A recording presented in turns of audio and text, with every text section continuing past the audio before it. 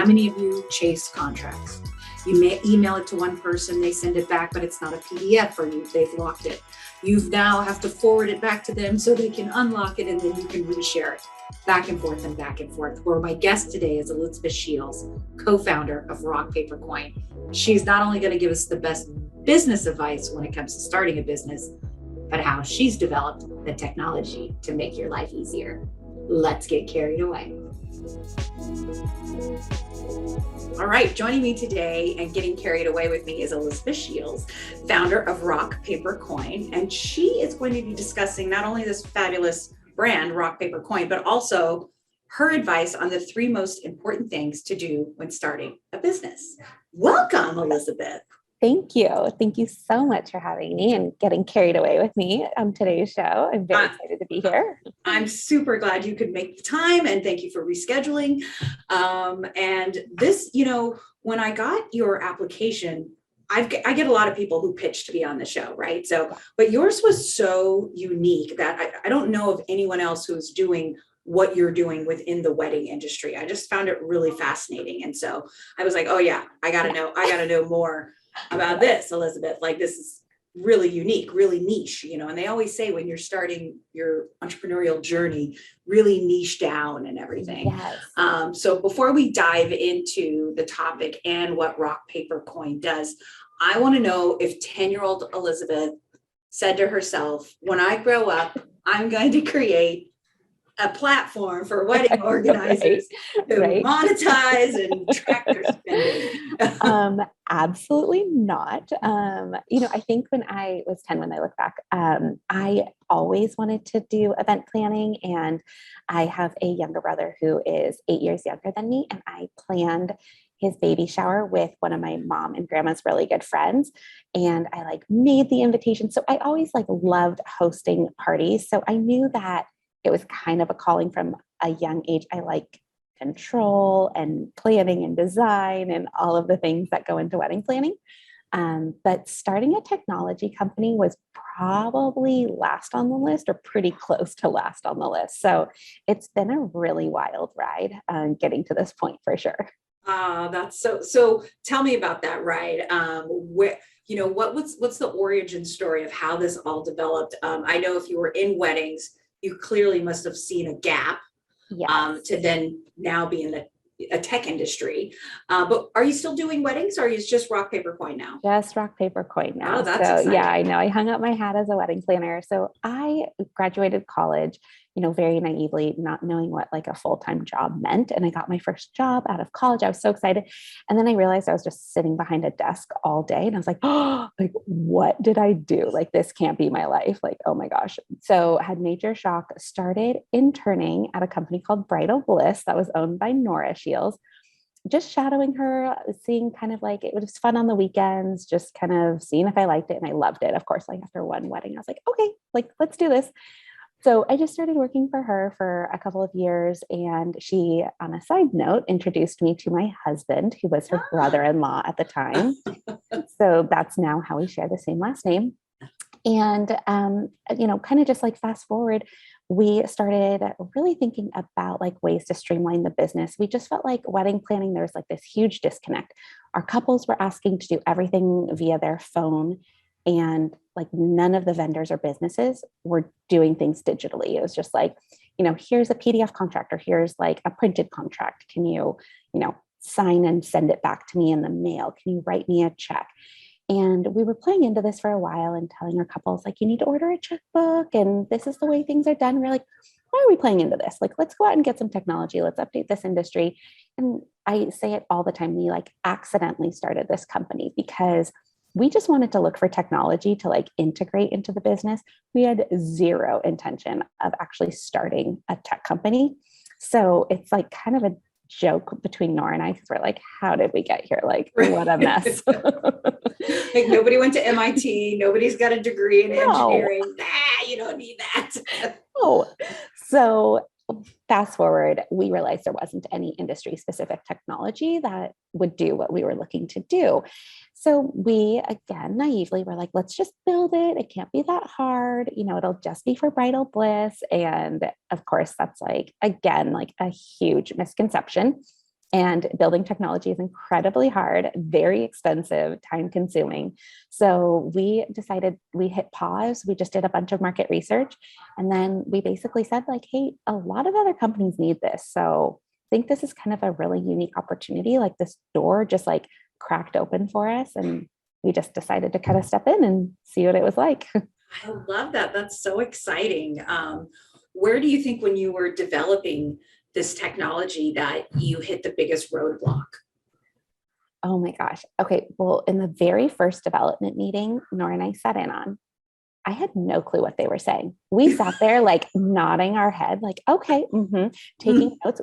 I think between the two of us, we wrote down like every word they were saying. We then had to go home and we stayed up till like midnight that night, Googling every word. Yeah. What was that? What does that mean? Like, what does this do? It just felt like that first like 6 months, there were like so many roadblocks because everything was a completely different world than we knew. And Yeah. so it was really getting started once the wheels were in motion of like finding the developers to build the product. I'm not going to lie, I still have roadblocks pretty much every day, but they get like smaller and smaller and things that are more manageable that you can go out and learn, or you can, tap into other resources to kind of help unblock. Gotcha. Yeah. So then, so who needs rock, paper, coin in their life right now? Yeah. So, I mean, we are wedding planners. So we built it for the industry. So that's all vendors, caterers, florists, venues, you name it. But we did take care of planners, just like a little extra special. So the kind of like secret sauce of rock, paper, coin is that every business is going to have their client files living on rock, paper, coin. When you as a planner have a couple that is also working with another caterer or a florist, and they send that couple, a contractor, an invoice or any documents, those documents automatically land in your client folder. So you're not having to chase down all of the contracts on behalf of your clients, So or smart. review them or approve them. Like you get everything into your client folder with a notification. You can go and review it, you can approve it, and then it notifies your client that you've reviewed it. So it's just kind of streamlining that process. Again, all either desktop or phone, like just really helping like couples be planning while on the go. Gotcha. Is it also an app or is it just web-based? Web-based, yeah. So it is like mobile friendly, and we just don't have an app in the store to download yet. Not yet. Yeah, little teaser. Right? Not yet. I love this. I love this. So how does rock, paper, coin make the life easier of the bride and groom? Like, how does their life easier? Oh my gosh, it's been so great to watch it on that side, because I'll be honest, like we didn't totally plan it for that side. We wanted to make their lives easier, but we were really thinking of the business side of it. So when a couple logs in, they're going to set up, and they can upload as many bank accounts or credit cards as they want. So that could be like if they're the father of the bride is giving them $10,000. They can upload that credit card and set a limit. They can upload multiple bank accounts, set limits. So, paying for a wedding is really kind of a melting pot, and we're going to help them manage it. So then when they do get an invoice or a contract, everything's signed digitally. It's like a click of a button, and then they can pay their invoice digitally and only upload that information once. So it just all lives in one place. And then we're going to track all of that. Let's say that credit card, it hits 10,000. You can then export all of the receipts that total that 10,000 and send it off to that dad, that parent, that friend, whoever it is. Right. So it's just really helping them. It's kind of got some budgeting features built in to really help them like stay on task. And then really just being digital, so not having to print off or fill in a PDF is just a huge time saver for couples today. Yeah. And I'm sure the trees appreciate it too. You're creating less of a carbon footprint. Think about you're not driving back and forth to like, okay, here's the contract. Now let's go to the bank, and like it's all digital. So less of a carbon footprint. I love that. That's very, very, very clever. I love it. Yeah. Now is this when you kind of came up with these important things in business? Because our topic is, three most important things when starting a business. What would you say those three are? And did you learn it during this experience or the wedding industry, or a little bit of both? I think a little bit of both, but really in building rock, paper, coin, I think there's a lot of like sites that you could go and Google, like how to start a business. And we got really, really good advice from people who have been in our shoes before, but never to like what to do to start it. Like they're like, you almost have to take that first step and probably fall. And then other people are like, oh, well, this is how you do it. And I kind of was like, shoot, there's like such a missed opportunity, because looking back at myself, like had I known what I'd known then, it would have just made the path a little less bumpy. So I think the three most important things, and I might dabble into a fourth because, yeah. So I would think the first thing is really just having a co-founder. The starting off in like the entrepreneur world can be really lonely. So I just think having a co-founder, we can dive into these more in depth, but at a high level. So finding a co-founder, doing market research. I really want to like dive into like what it is that you need to research before you even dream of a company. Like do some research. If you have this like very loose idea, research is like a backbone. You have to create a business plan. I know it's like almost feels like school and this project you like want to put off till the end and you never want to do it, but it's like so important. And then like hire professionals around you. That's the fourth. That kind of comes at a little bit of a later stage than those three. So I always say like 3 plus a half.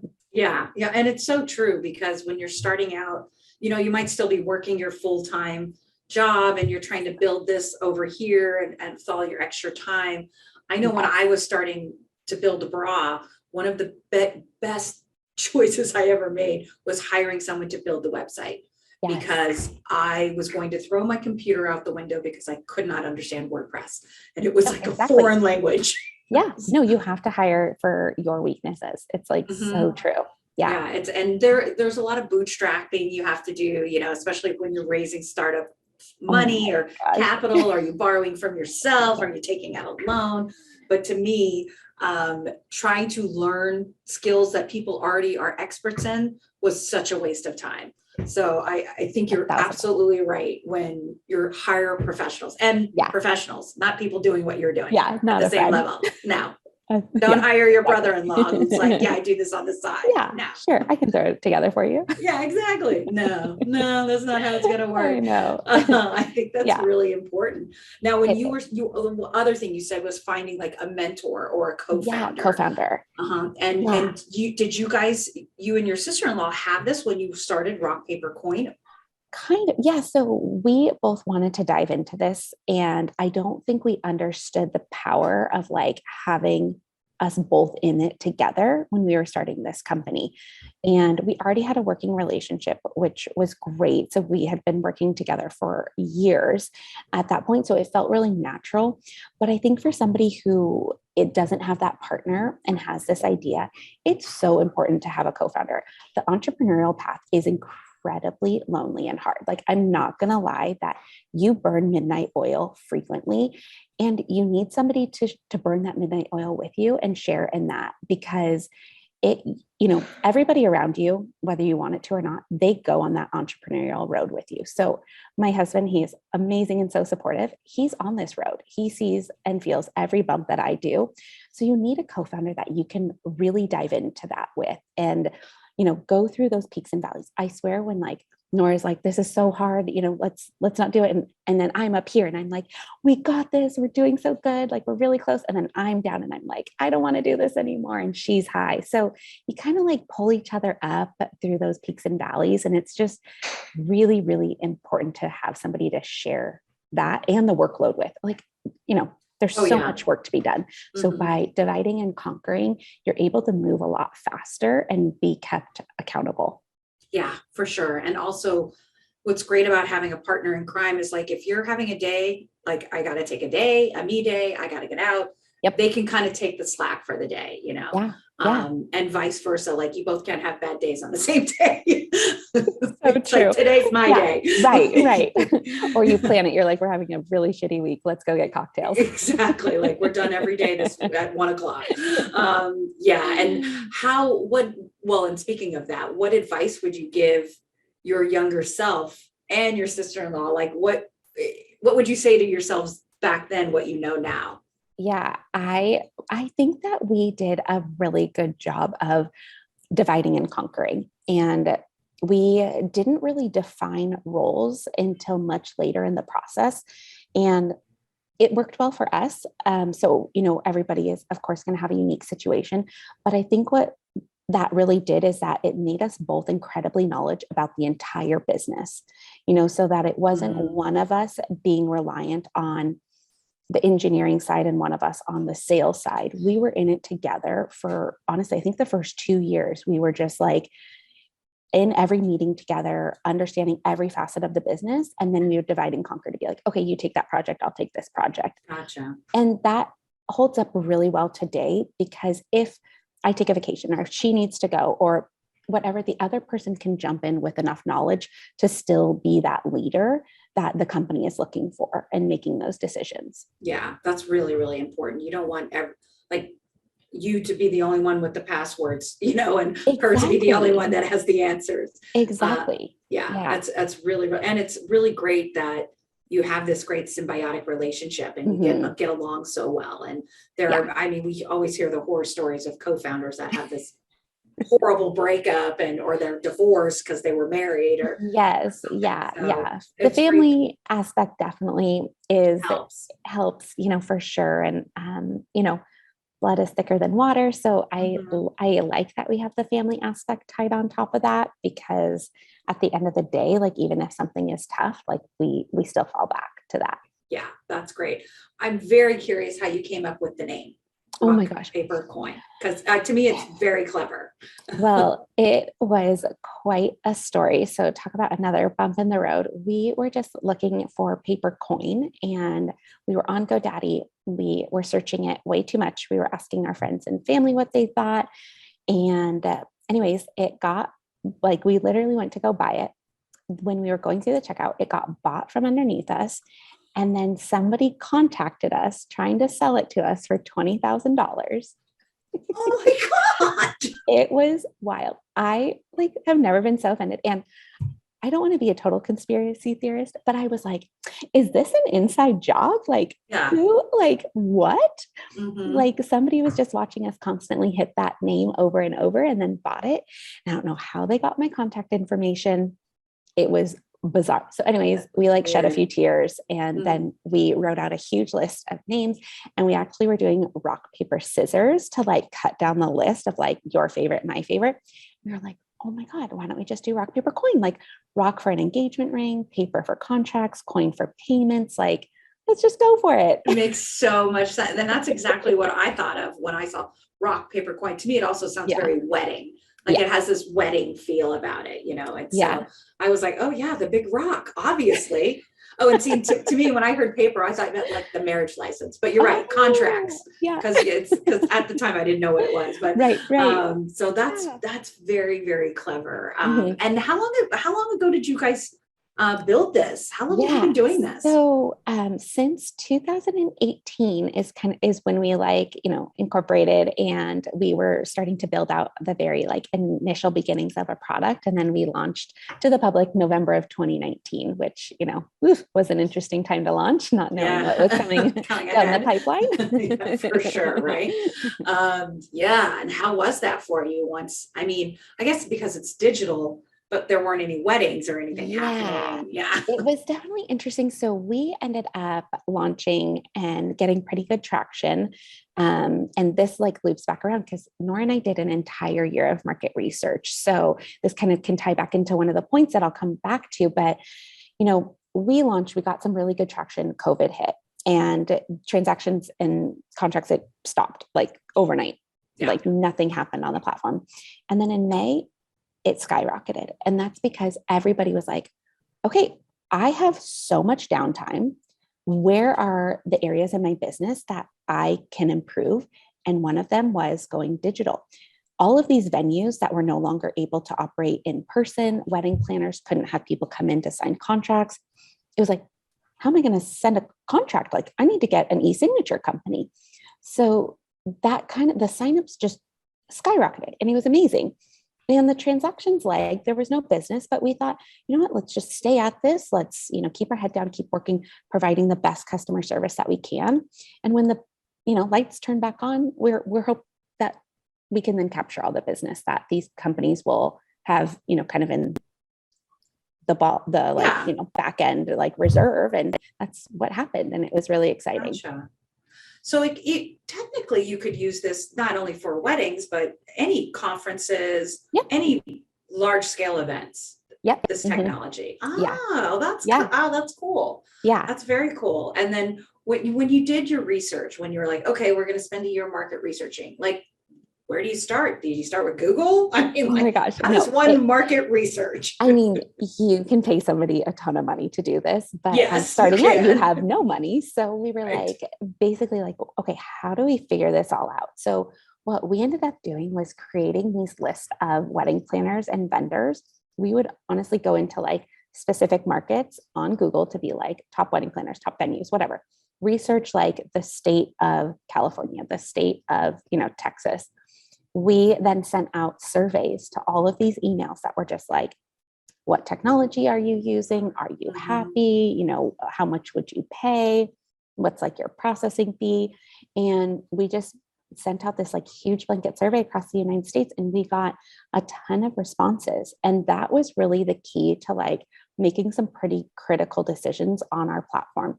Now, we did have the leg up because we also had our wedding planning company. So we were able to tap into past couples at Bridal Bliss and do market research on that end too. So I understand that not everybody's going to necessarily come with those resources, but I think kind of the high level of like market research and kind of what you want to understand is like, what are the opportunities? Like you have this idea, like, I kind of want to do contracts and invoices or like whatever the idea is. Don't think anything more than that, because through your market research, it's going to present to you the business idea.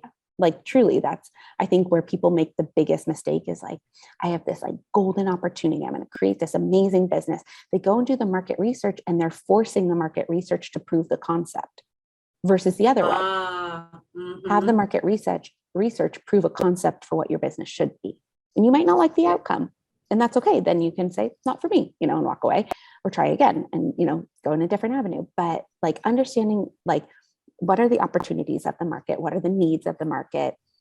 Identifying, customers, like what's your ideal client? Who are you going to be going after?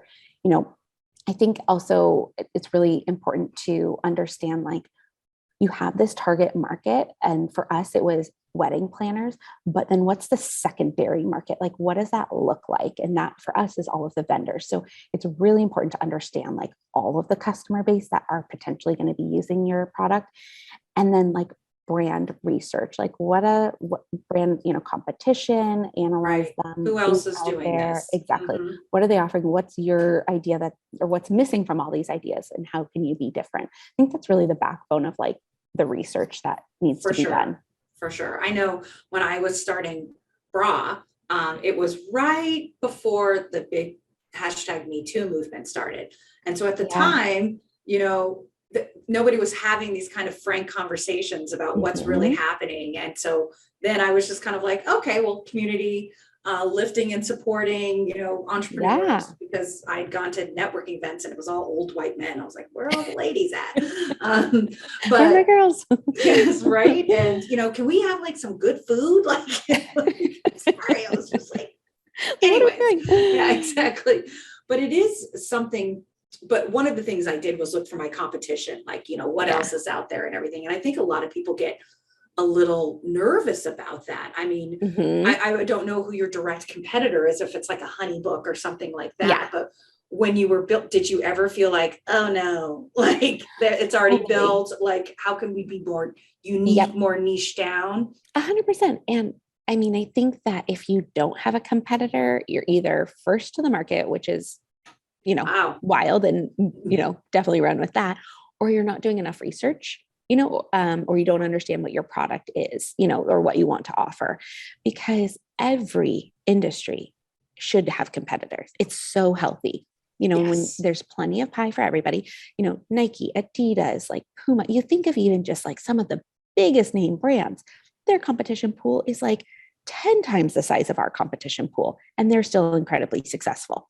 So I don't think it should like quell, any feelings of like not starting a business. I think it should light a fire and be like, cool, I'm going to do this and I'm going to compete with them, Love that. Well, what's coming up? What's next for Rock Paper Coin? Yeah, we are like super excited. Our team is, been growing, we've been hiring, and we are just releasing new features as fast as we can to support the industry. Nora and I are incredibly passionate in the industry, and we listen to every single piece of feedback. I know it's crazy, but like every feedback we get from a customer or a business, we are like analyzing and dissecting and being like, okay, this request, how can we make this happen? Are there other requests? So, really what's next is like right now we're building out a like full CRM function Oh, workflow so mhm. that we can help businesses take the initial inquiry from a website and walk them through the entire sales process. So really helping them to like automate, save time, save money and effort on their end. The industry, it's a lot of small to medium sized businesses. So we just really want to help everybody. Yeah, that's really, really good. I also noticed on your website you have an affiliate program. Yes. And tell me a little bit more about that and how that works if somebody's Yeah. listening and is interested. Yeah, absolutely. So we love partnering with, industry people who enjoy RPC and want to help spread the word. So a lot of the, wedding planners maybe that are on Rock Paper Coin or an industry speaker, they've seen and used our platform. They're super excited about it. And we just offer them an incentive to kind of help spread the word on behalf of RPC. Yeah, I love that. I think that's really important because I mean, and there's weddings everywhere, right? There's events Everywhere. everywhere. And now that we're coming back, I'm sure you've probably seen an increase in people wanting the technology. 100%. Yeah. And, the industry is very heavy referral based. So I also think it's just nice when you can talk to somebody who's using the product. So if somebody's, reaching out to Rock Paper Coin and they're like, can we talk to somebody who's using it? Like that's where our affiliates really shine. Because yes, we want you to talk to somebody who's using it and hear it from them. Like we never want to have it be like this sales approach. Like Yeah, if it's not right for your business, I'll be the first one to tell you, like, don't use it. yeah, It's not going to make your life easier. Now, if I think I can make your life easier, I'm going to also tell you that, like, I can make your life easier. that's good. And I'm sure anybody who's listening, the first question they're going to have about this is how tech savvy do I have to be? Not tech savvy. Like, Okay. I promise you, like, Nora and I, before starting Rock Paper Coin, I mean, like, it was a joke. Like, no, this is built for people who are not tech savvy because I'm sorry, we don't have time to learn technology and it's really hard. It's overwhelming. So we have a couple of things. So we have dedicated account managers. I will die on this sword. You will always talk to somebody live at Rock Paper Coin. Like I love that. that is just not something I'm willing to give up. And we have white glove onboarding. We want you to onboard and we're going to set up your whole account for you so that then we hop on a demo, a shared screen. We're going to walk you through. It's going to be like one-on-one. You ask personalized questions about your business, where things live. We're going to show you how to use it. Even without all of that, if you signed on and you landed on our home screen, the only buttons you are going to see are contract and invoice. So you're going to know pretty much right away how to send a contract or how to send an invoice. Like we needed to make that a really easy user Good. experience. That's really, really good. And you can do it on any platform, right? It doesn't matter if Yeah, you're Mac, IBM, all of it. We take it all. Samsung. Yeah. Okay. Well, that's really, really cool. Now, any Yeah. like advice for anyone who's like looking, dabbling for how does like a wedding coordinator, an event coordinator know that they're ready for your product? Like Yes. what are they feeling? Yeah, I think that there's a couple of things. If you're accepting cash and checks, then you're ready for our business. Yes. If you feel like you're losing clients because of their experience in trying to book your business, so that could be as far as what is your response time on their initial inquiry? How are you meeting them? Where are you meeting them? Are you starting to lose them? Are people falling off in your kind of sales funnel at a certain point? Those are all really key indicators that your business needs some help in automating that booking process. And I think also just if you are pushing paper, like if you feel like I was a wedding planner and now I'm a babysitter, that was me. Like I was like, I'm just babysitting this contract process. I want to refer this florist. And then I tell my couple about it. They're like, great, let's book it. I go to the florist. Can you send a contract? Then I go to the couple. Did you get the contract? Okay, Flores, can you send me a copy of the contract? Then the couple forwards me the contract. Then there's something wrong. It's like a cycle that you're just like stuck in for so long until somebody signs. And you're like, okay, thank God, let's do this again now with the photographer. All of them. The makeup artist, the videographer, the caterer. Oh my gosh. So if your planning has become babysitting, come talk. You're ready. Well, then tell us how to find it. Yes. So no, our website's rockpapercoin.com. So you can just check us out. You can call us, you can email us, you can chat us. Like, it's all live people. Love it. Love it. Well, thank you so much for telling us all about this. It's very cool. And it's so nice to see women in tech. It's so niched, and we need to put you all back up in the spotlight. Women in tech, women in tech. Yes, it's true. It's really, really important. But before we go, we got to get carried away. Yes. First, during the pandemic, during this time, we've really been home a lot. What have you been doing to keep yourself busy? I know some people were baking, some people were knitting. Were you binging Netflix? Like, what was your thing? This is like so funny, and me 3 years ago would like absolutely die hearing myself say this, but my husband made me watch the Marvel series in sequential order during COVID. And I totally got hooked, like so funny. And a few weeks ago, I had a babysitter come over for my 2 little kids, and my husband was like, cool, what are we going to do? And I was like, well, we're going to see the new Spider-Man movie. Duh. It was like this out of body experience where I was like, what? Like, never. Such a good movie. Such a good movie. Such a good movie. Like Tom Holland. I don't know. I think he's my favorite Spider-Man, I have to say, but like, I took my teenage daughter, she's 14, to go see it with her younger brother, who's 11. Yeah. And she was just like, whatever. But as soon as Andrew Garfield came on, she was like, wait a minute. Like, wait, what? This guy. Yes.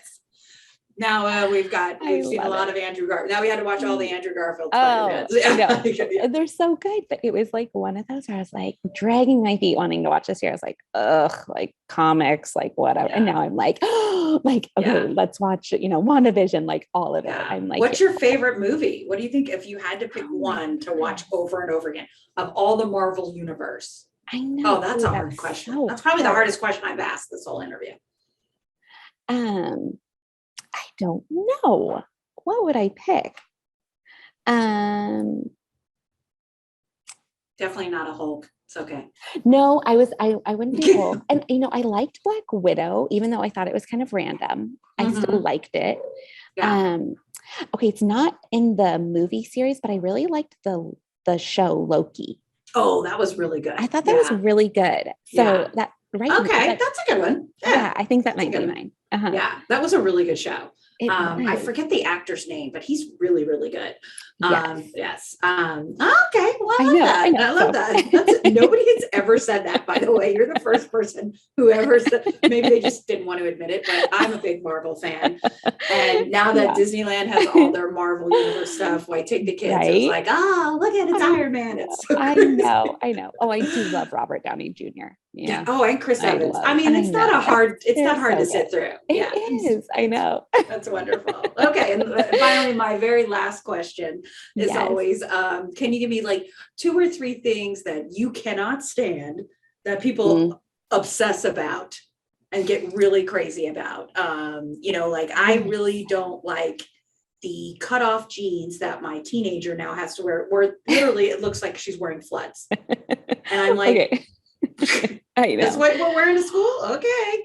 I have 2. I really hate high-waisted pants, and they're like so in and everywhere. And not that I need like low rise, but I just need like a mid. Like, I need something that like covers but isn't like up to my chest with like a zipper. So that, and then second is the show Billions. It's so weird, but I feel like so many people are obsessed with it, and I like tried to get into it, and I was just like, I don't get the hype. Yeah, I don't like it either. Okay. I tried multiple times, and I was like, maybe I'm tired. I don't know, but I find I'm on my phone when I've tried to watch it, which is usually not a good sign. I know, totally. I'm like, ugh. And my husband's always like, okay, you checked out. And I'm like, yeah, but like you can continue watching. You can watch it. Katie. No, go ahead. I'll just sit here and wait for it to end. Oh my gosh, I love it. Thank you so much, Elizabeth. This has been really, really fun and I actually think I was thinking about it prior to you coming on. I think you're my first guest who's a woman in tech. And I'm so glad my audience is going to learn so much from you. And this has been so enlightening, and keep doing what you're doing. And we're going to put everything in the show notes to find out more about Rock Paper Coin, how to find you and all the places. Thank you so much for coming. Thank you. It was really great. Thanks so much, everyone, for tuning in too. Yeah. Bye. Bye.